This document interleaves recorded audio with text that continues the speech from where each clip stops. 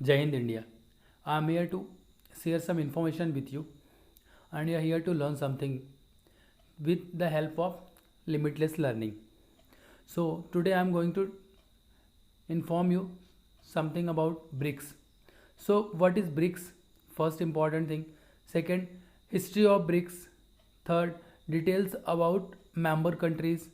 Fourth, 13th BRICS Summit 2021. Fifth, key point of 13 BRICS summit. Six summary. तो ये जितने 6 points दिए हैं इन सारे 6 पॉइंट्स में एक एक करके हम डिस्कस करेंगे और ब्रिक्स के बारे में जानने की कोशिश करेंगे। So let's begin. First, what is BRICS?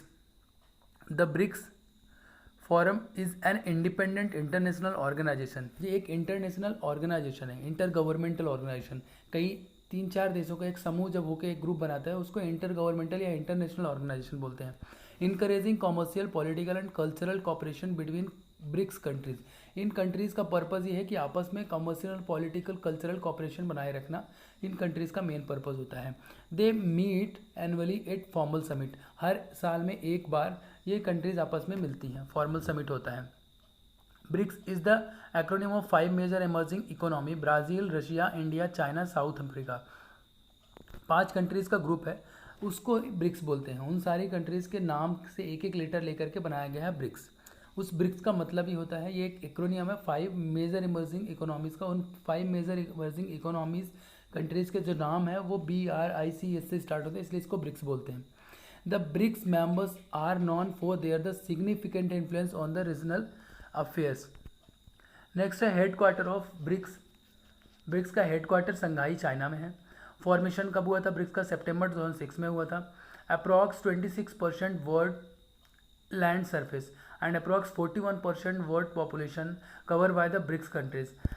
ये सोचने वाली बात नहीं है ज़्यादा, क्योंकि ये ब्रिक्स नाम की जो ऑर्गेनाइजेशन है इसमें Brazil, Russia, India, China and South Africa है। अगर रसिया है तो 100% एरिया वाइज सबसे बड़ा कंट्री रसिया है, और अगर वो इस ग्रुप के साथ है इसका मतलब 26% वर्ल्ड लैंड, कोई बड़ा इशू नहीं है।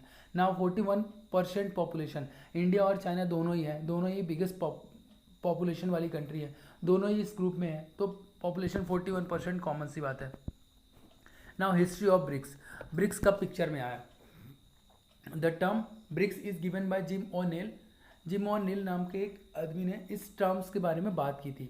तब वो ब्रिक्स नहीं था, तब वो ब्रिक था, BRIC था। उन्होंने क्यों इसकी बात करी थी कि उन्होंने जो कोई भी वर्ल्ड में डिसीजंस या कुछ भी होता था ना, वो वेस्टर्न डोमिनेटेड होता था। कुछ भी फाइनल डिसीजन है, कोई भी बड़े डिसीजन लेने होते तो वेस्टर्न डोमिनेटेड होते थे। उनको ओवर पावर्ड करने के लिए, उनको पीछे करने के लिए उनके पास कोई अल्टरनेटिव नहीं था, उसके लिए उन्होंने ब्रिक रिकमेंड किया था, BRIC।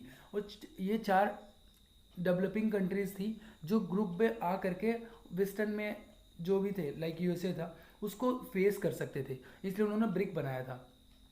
ये आइडिया जाके 2006 में जब न्यूयॉर्क में UNGC का मीटिंग हो रहा था, वहाँ पे चारों कंट्रीज़ के फॉरेन अफेयर मिनिस्टर्स मिले 2006 में फर्स्ट टाइम। ये वही आइडिया जो जिम ओ'नील ने दिया था, उसी आइडिया आगे ग्रो करके वहाँ पहुँची 2006 सितंबर में, उसके बारे में बात हुई। इसलिए इसको बोला जाता है कि जिम ओ'नील ने इसके बारे में बात की थी first time. A full scale diplomatic meeting was held in Russia. पहली बार जो प्रॉपर मीटिंग हुई थी, डिप्लोमेटिक मीटिंग, वो रसिया में हुई थी। कब? 16 जून 2019 में, 2009 में पहली मीटिंग हुई थी किसकी? रशिया में, ब्रिक्स की।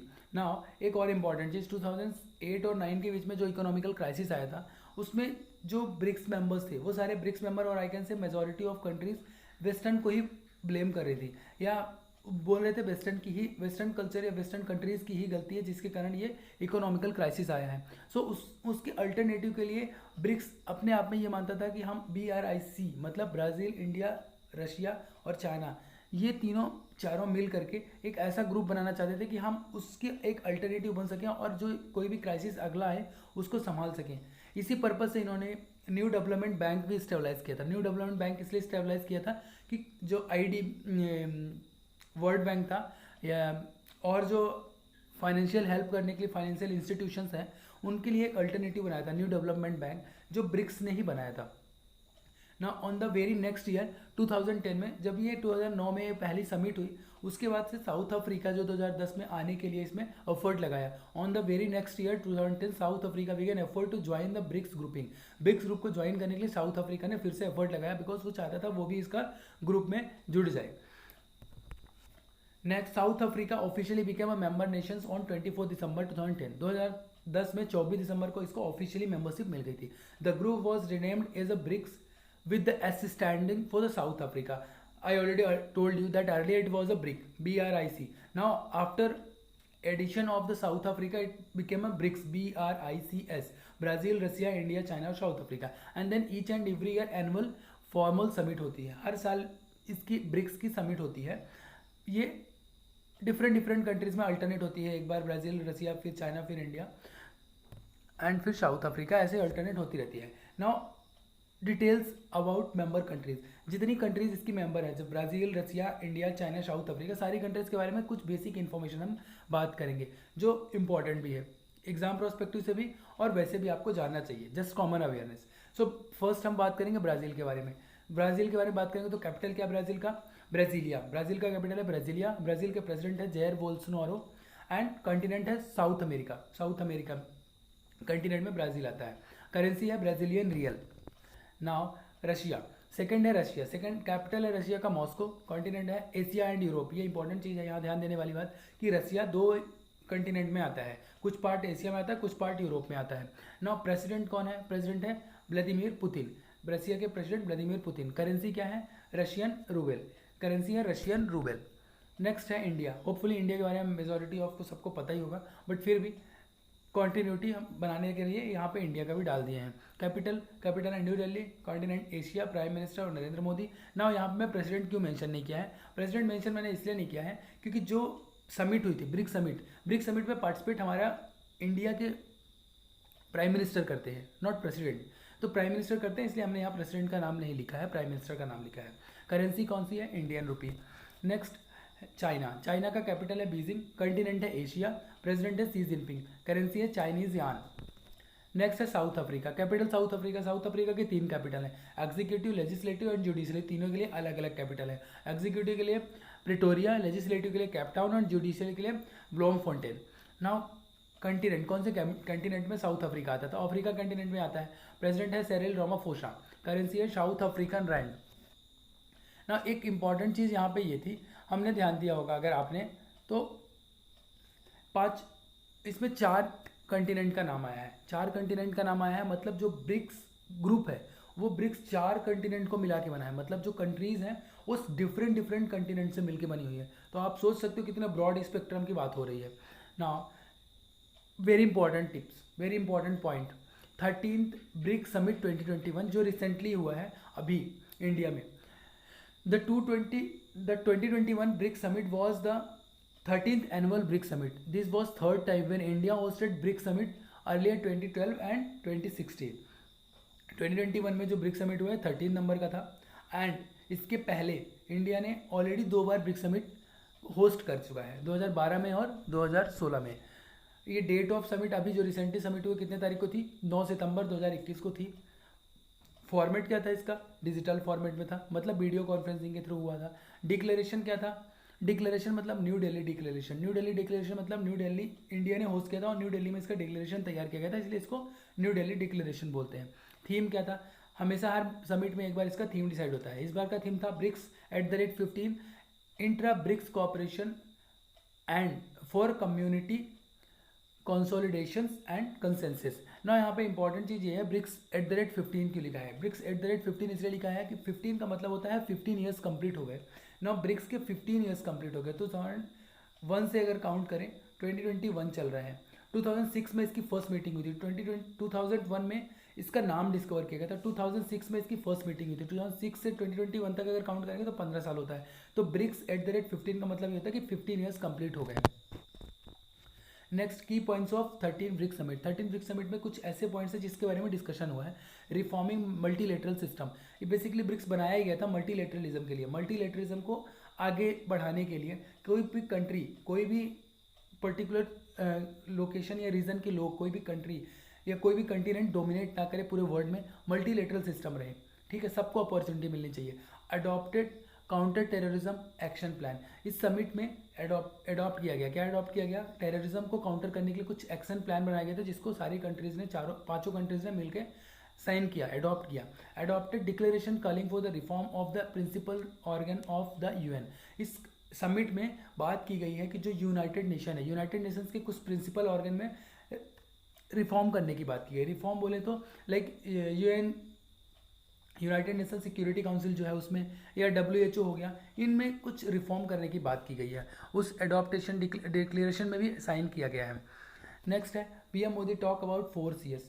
4CS अभी रिसेंटली मैंने आपको बताया है। 4CS का मतलब consolidation, cooperation and consensus and cooperation, this stand 4CS। BRICS partnership, BRICS partnership इसी 4C के ऊपर बेस्ड है। Prime Minister Modi said these 4Cs are basic principle of the BRICS partnership. Equal access of COVID-19 vaccine.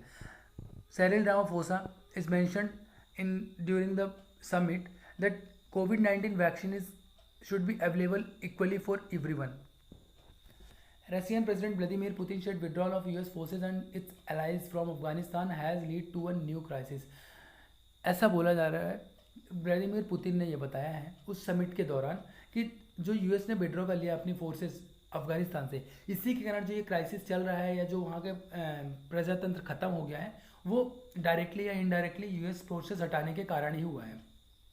Action plan for post Covid, सारी countries ने ये भी discuss किया है कि जब कोविड खत्म हो जाएगा तब हमारा तब का क्या प्लान होगा, हम तब अपने कैसे रिलेशंस और मजबूत कर सकेंगे, उसके अलावा मल्टीलेटरलिज्म को कैसे प्रमोट कर सकेंगे, और कंट्री में कितने, पूरे वर्ल्ड में, पूरे ग्लोब में किस प्रोसेस के थ्रू या किस तरीके से हम और अच्छा कर सकेंगे। उसके बाद पूरे वीडियो का समरी, या हम कह सकते हैं पूरे लेक्चर का समरी, या हम कह सकते हैं ब्रिक्स समिट का समरी। इसमें हम ये बात करेंगे, at the conclusion of the summit leaders adopted the new Delhi declaration. जो न्यू दिल्ली डिक्लेरेशन था उसको अडॉप्ट किया सारे मेंबर्स ने, जो उस समिट के सारे मेंबर्स हैं सबने उसको अडॉप्ट किया। So overall the BRICS group seen as a successful group, जो ग्रुप था उसको सक्सेसफुल ग्रुप बोला जा सकता है क्योंकि उसमें कोई भी प्रॉब्लम दिखाई नहीं दी। लेकिन however it is facing various hurdle and challenges because of internal differences in BRICS group. जो ब्रिक्स के ग्रुप कंट्रीज हैं, Brazil, Russia, India, China, South Africa, इनमें से लाइक हम एग्जांपल के लिए यही लेते हैं, चाइना और इंडिया के रिलेशंस, बॉर्डर टेंशंस चल रही है, तो ऐसे ही इंटरनल इशूज़ ही चल रहे हैं। हमारी कंट्रीज़ के जो ब्रिक्स मेंबर्स हैं उनके बीच में ही कुछ इशूज़ चल रहे हैं, जिसके कारण ये प्रॉब्लम आ रही है कि हम उतना अच्छा नहीं कर पा रहे हैं। लाइक हम करें अगर साउथ अफ्रीका या ब्राज़ील, तो ये कंट्रीज़ के अपनी कंट्री के साथ खुद ही इकोनॉमिकल इशूज़ से, क्राइसिस से जूझ रहे हैं, उनकी कंट्रीज़ में खुद ही इंटरनल इशूज़ चल रहे हैं, तो how they can come out and they can help to the another countries. So this is the basic issues it's happening there. इसको शॉर्टेड किया जा सकता है, for making the best prominent group they are working on it. इसको एक prominent group बनाना चाहते हैं, पूरे वर्ल्ड में एक अलग इमेज देना, अलग पहचान देना चाहते हैं ब्रिक्स को, और उसके लिए उसमें काम किया जा रहा है। ऐसा नहीं कि उसमें काम नहीं किया जा रहा है, डे बाय डे इंप्रूवमेंट हो रहा है, एंड होपफुली नेक्स्ट समिट जब होगी तब तक और अच्छा हो चुका होगा। सो गाइस, वीडियो यहीं तक था। Thank you, thanks a lot for watching my videos. If you really learn something through my videos, please like and share the video, and obviously subscribe तो करना है फॉर मोर अपडेट। जय हिंद।